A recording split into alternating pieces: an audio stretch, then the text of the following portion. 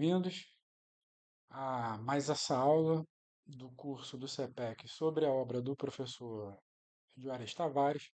Eu queria começar agradecendo a Vitória e aos outros organizadores desse processo de gravação, não só pela ajuda nos pequenos problemas que sempre surgem nesses processos, mas também por terem me lembrado de adicionar a, para a minha apresentação tradicional, adicionar uma autodescrição para ficar em sintonia com esse esforço que o CEPEC está fazendo de tornar as suas atividades públicas um pouco mais inclusivas. Então, para aqueles que não me conhecem, meu nome é Renato Gomes, eu sou bacharel em Direito pela UFRJ, mestre em Direito Penal pela UERJ e doutor em Direito Penal e Criminologia pela Universidade de São Paulo. Eu tenho 1,75 m, sou pardo, tenho cabelo preto curto, barba preta curta, estou usando uma blusa xadrez com tons de azul e verde. Estou sentado numa cadeira preta e tenho como fundo uma parede branca.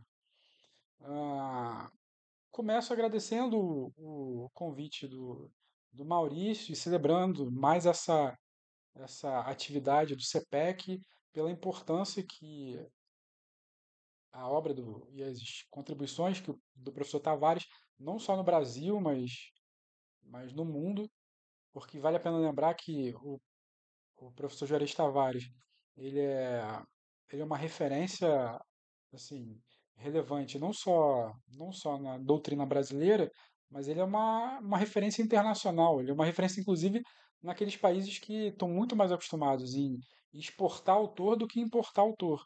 Então, essa, esse nosso encontro de hoje ele é importante também pela dimensão da relevância da obra do professor Juarez Tavares. E isso dá também a dimensão do desafio que é para mim e para vocês, porque a gente tem um tempo curto para tentar caminhar juntos pelas ideias principais e pelas ideias essenciais dessa obra, para que eu possa e ajudá-las a um pouco criar alguma intimidade com ideias e conceitos centrais, para que vocês tenham capacidade de depois trilhar seus caminhos de maneira autônoma, né? Para que vocês tenham um arcabouço mínimo para aqueles que assim desejarem poderem, para aqueles que quiserem depois conseguirem explorar e se aprofundar sozinhos na obra. Então, é tentar um pouco trilhar esse equilíbrio entre uma abordagem sintética, telegráfica, mas sem deturpar a obra do professor Tavares. Então, com isso, a gente começa um pouco a nossa conversa no panorama do direito penal.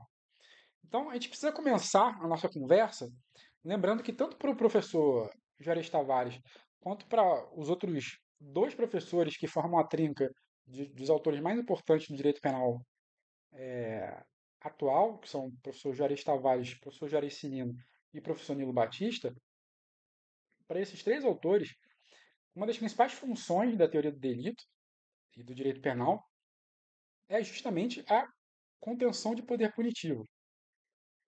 Isso significa que a teoria do delito, na medida em que ela responde quais características todo e qualquer delito precisa ter, ou seja, ela oferece para a gente as perguntas que a gente precisa responder para poder achar ou concluir se o fenômeno que a gente está analisando é ou não um delito, na medida em que essa teoria do delito oferece essas características, oferece as perguntas que precisam ser respondidas, ela cumpre não só uma função prática, mas ela cumpre também uma função política. No sentido de que ela cumpre uma função prática porque ela torna mais fácil pela elaboração de conceitos e sistematização desses conceitos, a gente conseguir averiguar se a gente está ou não diante de um delito, mas ela cumpre também uma função política, porque na medida em que ela elenca as hipóteses em que a gente pode concluir se há ou não delito, ela não só indica aquilo que fica dentro, mas principalmente ela indica aquilo que fica fora, que é a maior parte do mundo. Então, ela cumpre uma função política importante de conseguir delimitar as possibilidades de intervenção do poder punitivo, ou seja, indicar para a gente também o que fica fora.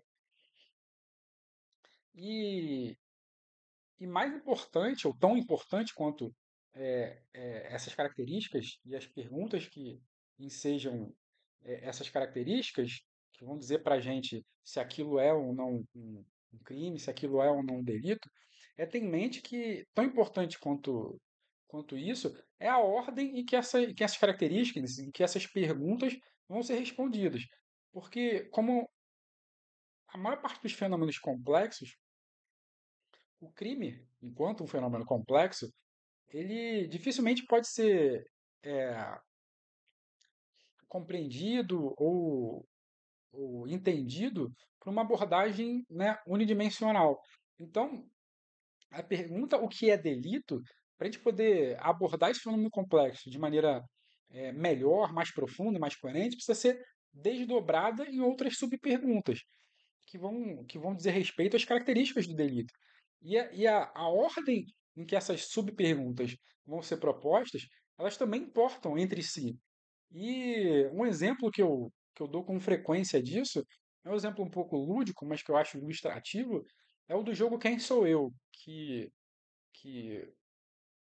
também ganhou um pouco mais de notoriedade com aquele filme Bastardos Inglórios, do Quentin Tarantino, onde você escreve o nome de um personagem fictício ou de alguém famoso e passa para o seu colega do lado, que coloca na testa e vai tentar adivinhar com perguntas de sim, cuja resposta podem ser sim ou não, que personagem foi atribuído a ele.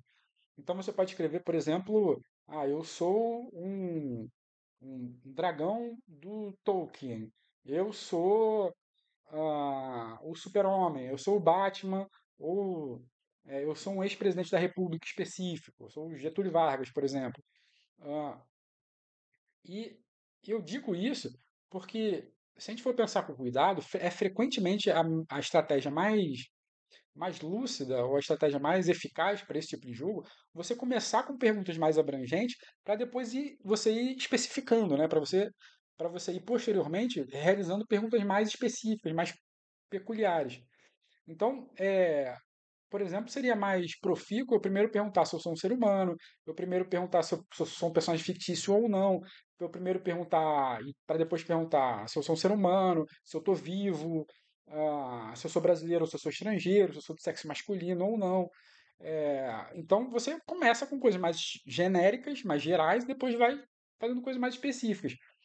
Por exemplo, não seria muito produtivo se as minhas primeiras perguntas fossem algo do tipo: eu sou botafoguense ou eu sou vascaíno, porque se eu não sei sequer se eu sou um ser humano, ou sequer se eu sou um brasileiro, ou se eu sou jogador de futebol, não faz sentido eu perguntar se eu sou botafoguense ou se eu sou vascaíno. Então seria uma coisa não muito produtiva, porque eu ia ficar fazendo uma série de perguntas particulares que poderiam estar muito distantes ainda daquilo, do objeto principal que eu quero descobrir. Então a ordem importa. E eu digo isso porque nessa nessa um pouco sanha da teoria do delito de conter poder punitivo, o primeiro dique de contenção é o primeiro conceito que aparece para a gente. E o primeiro conceito que aparece para a gente, a primeira característica de delito que aparece para a gente é justamente o conceito de conduta. Então, é, o conceito de conduta ele se apresenta para a gente como o primeiro filtro de contenção do poder punitivo que vai representar uma limitação ao exercício desse poder, que a gente retira disso, por exemplo, o famoso princípio do nullum crimen sine conducta, que, que é a contrapartida da ideia lógica que o direito penal só pode pretender regular condutas. E esse princípio do não há delito sem conduta, né, o nullum crimen sine conducta, é uma garantia jurídica elementar, e é uma garantia elementar porque se você infirmar ela, se você abrir mão dela, você abre a possibilidade de criminalização, de persecução penal, de pensamentos, de formas de ser, de características pessoais. Então você abre muito o escopo para o exercício de um direito penal autoritário. Tanto que uma das formas mais notórias de flexibilização do, desse princípio do nullum crimen sine conducta é justamente o chamado direito penal do autor. E é, também por ser esse primeiro componente, né, esse primeiro elemento, a gente consegue também entender um pouco das funções que esse conceito de conduta pretende cumprir na teoria do delito, né? Algumas funções que são atribuídas a esse conceito de conduta. Porque justamente por ele ser esse primeiro conceito, esse primeiro elemento que compõe o conceito de crime, ele vai servir de base para os demais conceitos que vão vir posteriormente, e ele vai um pouco servir de linha mestra, né? Que vai costurar esses diferentes conceitos que vão vir posteriormente. Então, a gente pode perceber que são funções atribuídas ao conceito de conduta dentro da dogmática penal, que ele vai servir para eliminar do escopo do direito penal os fatos irrelevantes, ele vai fundamentar a própria constituição do tipo penal, e ele vai servir como meio de ligação entre o injusto e a culpabilidade, assim como ele também pode servir para delimitar a responsabilidade subjetiva, os limites da responsabilidade subjetiva. Isso, na, em outros autores, né, na literatura penal geral, geralmente aparece, é, frequentemente aparece sob o nome de três funções, né? A chamada função de unificação, que diz respeito à capacidade que o conceito de ação precisa ter para englobar ações comissivas e omissivas, ações dolosas e culposas. A função de fundamentação, que diz respeito a função que o conceito de ação precisa ter de servir de base real ou base psicossomática para o conceito de crime como um todo, que vai vir depois, ou seja, ele vai servir de base para os conceitos que vêm seguinte de tipicidade, antiridicidade e culpabilidade, e a função de delimitação, a qual eu já fiz alusão aqui, que é essa função de, a partir do momento em que ele consegue definir o que é a ação, ele consegue excluir dessa conceituação os acontecimentos que não apresentam os caracteres necessários para você definir a ação. E então, fechando esse nosso preâmbulo de conversa, justamente por ele ser esse primeiro filtro, ele também foi alvo de muita disputa, né? De muita disputa teórica. E nessa disputa teórica a gente consegue perceber como que a dogmática penal, né, a teoria do delito, ela sofre aportes muito grandes das teorias sociais como um todo, né, das ciências sociais mais abrangentes. A gente consegue perceber nessas disputas sobre as teorias da conduta como que teorias das ciências sociais, de maneira mais geral, influenciam as diversas propostas sobre o que o direito penal deve considerar como sendo ação para a nossa área do conhecimento. E isso fica muito claro, isso vai ficar um pouco mais claro assim, nas teorias que eu vou começar a apresentar para vocês a partir de agora. Então, por exemplo, no chamado modelo causal de ação, que surgiu no século XIX pela caneta do Franz von Liszt e do Ernst Belling, a gente consegue perceber, por exemplo, uma influência do chamado positivismo mecanicista. Porque para o modelo causal de ação, a ação é a produção causal de um resultado no mundo exterior por um comportamento humano voluntário. Então, você tem um destaque muito grande para um elemento causal e para essa alteração sensível no mundo exterior, que é influência do que eu estou chamando aqui de positivismo mecanicista, ou seja, uma espécie é, de empirismo vulgar que surgiu em decorrência da influência das ciências naturais, principalmente de um modelo mecânico da física, né, de se pensar a realidade, que acabou virando uma extrapolação um pouco imprópria das concepções físicas, principalmente se a gente pensar em um Isaac Newton, em que os autores associados a esse positivismo mecanicista ah, pensam o universo, né, pensam todas as coisas como um encadeamento, né, um processo de causas e efeitos. Então, o universo seria um grande mecanismo de encadeamento de causas e efeitos, e a conduta humana, como faz parte disso, também seria uma espécie de encadeamento de causas e efeitos. E a gente precisa lembrar que no, no sistema clássico, que está associado a esse modelo causal de ação, a estrutura do delito era dividida em uma dimensão objetiva e uma dimensão subjetiva. Dimensão objetiva, que era a antijuridicidade, que era formada pelo processo causal exterior, e a dimensão subjetiva, que era a culpabilidade, que era formada pela relação psíquica entre o autor e o resultado. Então, com isso, nessa concepção causal da conduta, a gente consegue perceber um conceito de conduta composto basicamente por três características, né, por três elementos. Pelo impulso causal, chamado de voluntariedade, pelo movimento corpóreo e pela modificação empírica no mundo exterior. Então, essa concepção de conduta acabou misturando no mesmo conceito tanto o ato quanto o nexo causal quanto o resultado, o que é algo assim um tanto quanto problemático. Mas mais mais problemático ainda, ou problemático num nível mais prático, né, mais pragmático, é o fato de que um modelo ancorado de maneira tão forte num positivismo, digamos, mecanicista, né, um modelo ancorado de maneira tão forte nisso, é, tem naturalmente uma dificuldade muito grande de lidar com os crimes omissivos. Se você se ampara tanto na alteração sensível da realidade, né, na transformação da realidade sensível, fica difícil você conseguir explicar os crimes omissivos que, por definição, dizem respeito a quando você não faz uma alteração na realidade. E para os problemas que vão surgindo nessas teorias que eu vou apresentando para vocês, a gente vai ver que as teorias seguintes sempre tentam um pouco corrigir as teorias anteriores, né?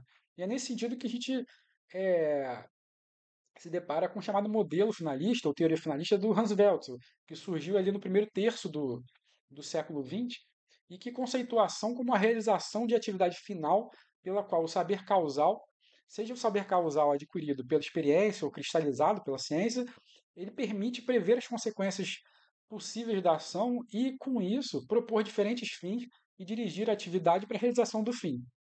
Então, a gente sabe que o Welzel ele ancora essa sua formulação de ação, ou seu conceito de ação, numa distinção entre fato natural e ação humana, onde o fato natural seria aquilo mais próximo do que de algumas ideias que apareceram no modelo causal, onde o fato natural seria um fenômeno um pouco determinado por um encadeamento de causalidade que não tem um direcionamento específico, né? Onde o mundo dos fatos naturais seria esse encadeamento entre causa e efeito, meio que não tem um sentido, um direcionamento específico. Enquanto a ação humana é justamente esse encadeamento de causa e efeito direcionado pela vontade, direcionado pela finalidade imposta pelo ser humano. Então, é por isso que um pouco a citação muito associada ao finalismo, ao Weltson, é que a causalidade é cega e a ação humana, né, que é prenha de finalidade, ela é vidente, ela vê, ela é direcionada por uma vontade que vê o futuro, assim, prevê o futuro, né? Tem capacidade de antecipar as consequências do próprio ato. Então, por isso, a, a, a ação humana, né, a conduta, no finalismo, é composta por quatro elementos: a proposição da finalidade, a seleção dos meios para atingir essa finalidade, a vontade que impregna essa, essa realização e a execução dos meios para a consecução dos objetivos. Agora, vale mencionar que, para diversos autores, essa teoria final teria dificuldade de lidar com os crimes culposos, já que os crimes culposos não são caracterizados pela finalidade típica, mas sim pela violação do dever de cuidado. E aí surge algumas respostas diferentes. Por exemplo, há um modelo, a teoria social da ação, proposta pelo Eberhard Schmidt, pelo Jeschek e pelo Wessels, que define a ação como um comportamento socialmente relevante, dominado ou dominável pela vontade humana. E aqui a gente percebe que é inserida a ideia de relevância social como um pouco um conceito-chave, um conceito guarda-chuva, para que fosse possível abarcar dentro do mesmo conceito de ação tanto as ações culposas quanto as ações omissivas, já que elas poderiam ser consideradas como ações socialmente relevantes. O problema desse conceito é que não só a própria noção, o próprio conceito de relevância social é algo equívoco, né? Teoricamente equívoco, no sentido de que é algo disputável, não é algo fechado, é algo relativamente ah, vago, ou seja, não seria muito útil você instrumentalizar um conceito vago para tentar fechar uma definição, como a definição do conceito de ação, mas além disso, a própria ideia de relevância social é a propriedade da ação, no sentido de que uma ação ela pode ser relevante ou não, mas o fato dela não ser relevante não significa que ela não deixe de ser uma ação. Então, isso cria uma série de problemas para que a gente possa adotar esse modelo de ação. E uma outra, uma outra onda teórica que tentou um pouco abordar as dificuldades de você propor um conceito de ação foram aquelas propostas chamadas funcionalistas, principalmente as associadas às teorias negativas, aos modelos negativos de ação, e ao modelo de ação do Gunther Jacobs. Então, esses modelos funcionalistas que surgiram aproximadamente na segunda metade do século XX são caracterizados por um pouco se afastar de tentativas de ancorar a ação com base na realidade, como fizeram o modelo causalista e o modelo finalista do Weltzel, que tentaram pensar elementos assim, que tinham a ver com a realidade e passaram a caracterizar a ação a partir simplesmente da norma, ou seja, propuseram conceituações normativas de conduta. Ou seja, a ação não é aquilo que existe na realidade e a gente precisa identificar. A ação é aquilo que a norma diga que é ação. Então, a realidade que se dane, o, o ordenamento jurídico consegue criar os seus próprios conceitos que ele vai instrumentalizar. E no caso do modelo negativo de ação, né, proposto pelo Herzberg, pelo Berendt e pelo Otto, a a ação ela é caracterizada como a evitável não evitação do resultado na posição de garantidor. O que significa que o resultado ele pode ser atribuído ao autor se o direito ordena a sua evitação e o autor não evita, ainda que tenha podido evitar. O que é interessante para a gente é que, nesse caso, esses autores eles pegam o princípio da evitabilidade, que é característico dos crimes omissivos impróprios, no caso desses autores, do direito do Código Penal alemão, do parágrafo 13, e eles extrapolam isso para os crimes em geral. Então, eles pegam uma característica muito específica dos crimes homicídios impróprios e um pouco explodem isso, né? Tipo, transbordam isso para todos os tipos de delito. E é interessante notar que esse modelo, ainda que ele relativamente prescinda de um componente causal, embora não prescinda de um resultado, ele insere em cada tipo penal um dever especial de impedir o resultado. Então, é, ele pega esse elemento que servia ou foi criado para restringir o exercício de poder punitivo, né, que é o conceito de posição de garantidor, que serve para restringir o exercício de poder punitivo para um grupo específico de pessoas, e ele extrapola isso para os crimes em geral e subverte essa categoria, que era de posição de garantidor, subverte isso, que era um elemento que servia para delimitar e para um grupo muito específico, transborda isso para todo mundo e acaba desnaturando a função original dele. E aí ele acaba também não sendo muito útil, porque ele se depara com uma série de problemas, principalmente porque ele não consegue dar conta dos crimes omissivos próprios, que por definição prescindem da, da figura da posição de garantidor, e não consegue dar conta dos crimes de mera atividade, que por definição prescindem de um resultado no mundo exterior. E problemas parecidos também enfrentou modelo de ação proposto pelo Gunther Jacobs, que, enquanto no modelo negativo que a gente acabou de conversar, se aproxima de uma extrapolação do arquétipo dos crimes omissivos impróprios para os crimes em geral, o Jacobs se aproxima de uma espécie de extrapolação do modelo dos crimes culposos para os crimes em geral, porque ele define o conceito de conduta a partir de um processo de imputação, né? Ele entende a conduta como a causação individualmente evitável do resultado. Então, ele, ele, é, ele eleva a ideia de componente central da conduta à evitabilidade do evento, que implica em subordinar o conceito de ação ao próprio resultado. Mas, como você vincula o conceito de ação a essa responsabilidade pelo resultado, isso permite que o Jacobs consiga resgatar a concepção de defraudação de expectativas.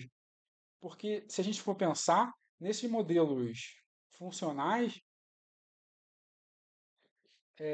parte daquilo que os torna característicos é a ideia de que, por exemplo, a função do direito penal não é tanto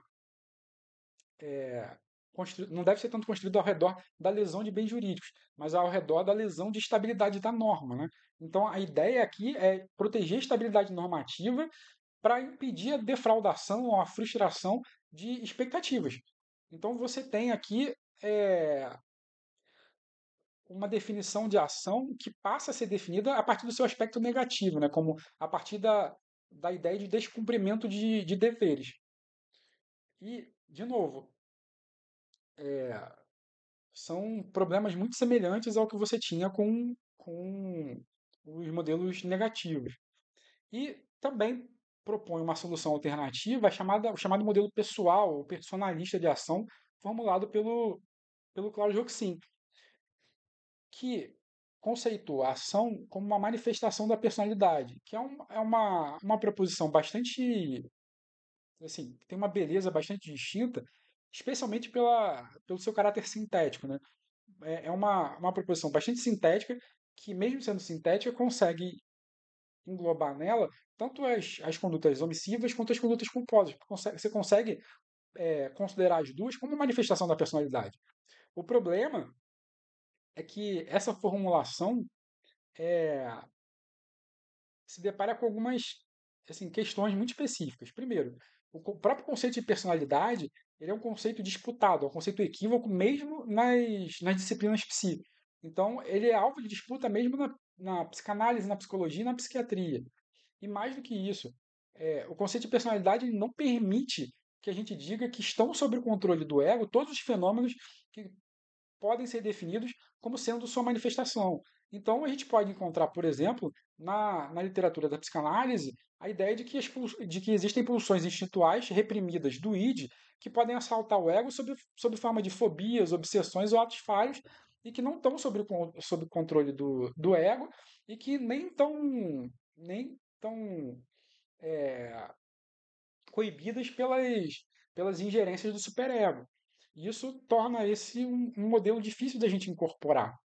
E por fim, para encerrar nossa conversa de hoje, a gente chega nos chamados modelos ou nas teorias performáticas ou comunicativas de conduta, que no Brasil é notoriamente associada à posição do professor Jerez Tavares, que é um, um modelo assim, influenciado por diversos autores, mas mais notoriamente pelo Habermas, no seu Teoria da Ação Comunicativa, que define a ação como a interação de dois ou mais atores capazes de fala e de ação em relação interpessoal através da linguagem, como meio de compreensão, de coordenação da ação e de socialização.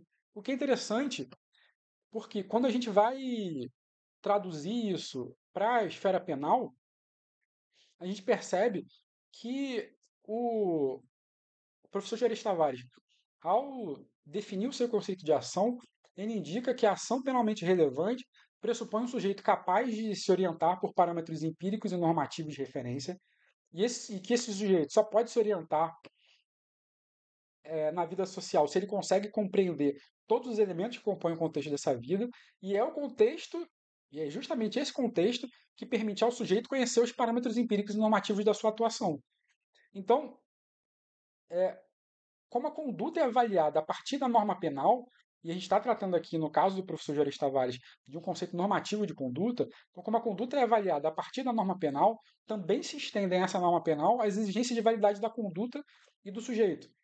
Então, não pode haver conduta penalmente relevante para essa teoria de alguém que está fora do contexto normativo. Então, a gente tem critérios de validade do sujeito. É interessante notar essa transposição das ideias do Habermas para a formulação dogmática do professor Juarez Tavares, porque ele explode o conceito no sentido positivo, né? Ele explode o conceito de ação ou de conduta para novos parâmetros e novas dimensões que não eram considerados por nenhuma teoria anterior. Então, com isso, ao conceito de ação se acopla, por exemplo, o conceito a ideia de sujeito capaz. Ao conceito de ação é, se acopla, por exemplo, considerações sobre validade da norma. E ao conceito de ação, por exemplo, se acoplam ideias de validade contextual também. Então, como a norma penal faz parte do contexto que permite a compreensão dos parâmetros para intervenção na realidade, as exigências de validade também se aplicam à norma penal. Então, com isso, a gente tem um conceito de conduta que traz consigo exigências de validade quanto ao sujeito, quanto à norma e quanto ao próprio contexto. E olha que interessante, o reflexo disso na teoria do delito é que a capacidade do agente de se conduzir de acordo com a norma, o que a gente tradicionalmente trataria como imputabilidade, ela deixa de ser, no modelo do professor Tavares, né? Ela deixa de ser tratada na culpabilidade e passa a ser tratada no próprio conceito de ação. Então, esse filtro que é tratado como imputabilidade, ele deixa de pertencer à culpabilidade, ele é antecipado à própria categoria da ação. Então, a gente poderia dizer que não pode ser autor quem, por não ter a mesma oportunidade que outras pessoas, não possa compreender ou criticar a norma, ou quem, ainda que tenha compreensão da norma, não esteja em condições de criticar a conduta, seja ela a própria conduta ou a conduta de outros, conforme os parâmetros que a norma estabelece, ou ainda quando a norma que regula essa conduta for ilegítima.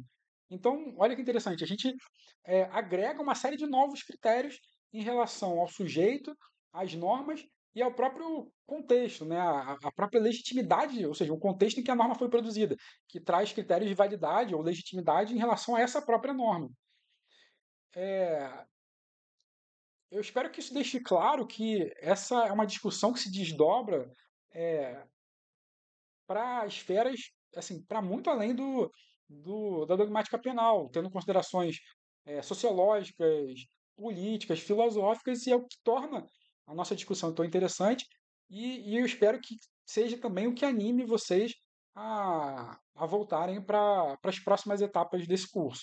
Então, eu encerro a nossa conversa por hoje, agradeço a atenção e espero ver vocês em outra oportunidade.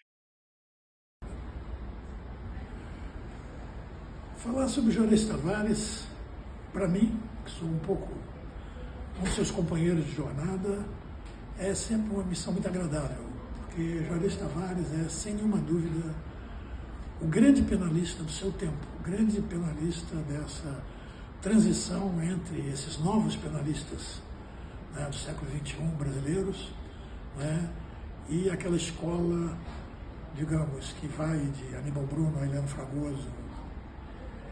Ele, enfim, foi tão destacado, ele foi tão único. Eu me lembro quando ele traduz o Wessels, ele coloca umas notas de rodapé citando Marx. Eu e Verinha sempre nos impressionamos com isso, porque para mim é a primeira vez que num livro de direito penal brasileiro entra Marx, umas notas de rodapé que ele botava. Olha, para resumir, né, essa força, e com uma vantagem, né, porque sendo o maior professor brasileiro de teoria do delito do seu tempo, ele não alienou sua consciência. Ele continua a ser um professor brasileiro, comprometido com o seu povo, né? Aliás, comprometido com a tragédia do seu povo. Então, essa consciência política ele jamais alienou. Isso é... Mas fazer uma síntese, eu fiz essa síntese num texto que eu dediquei a ele. e que, como tem uma certa rima ali com o nome dele, mas que exprime uma grande verdade. Eu pude botar nessa dedicatória as seguintes palavras: para Juarez Tavares, dos penalistas brasileiros, primos inter pares. Eu acho que eu disse tudo.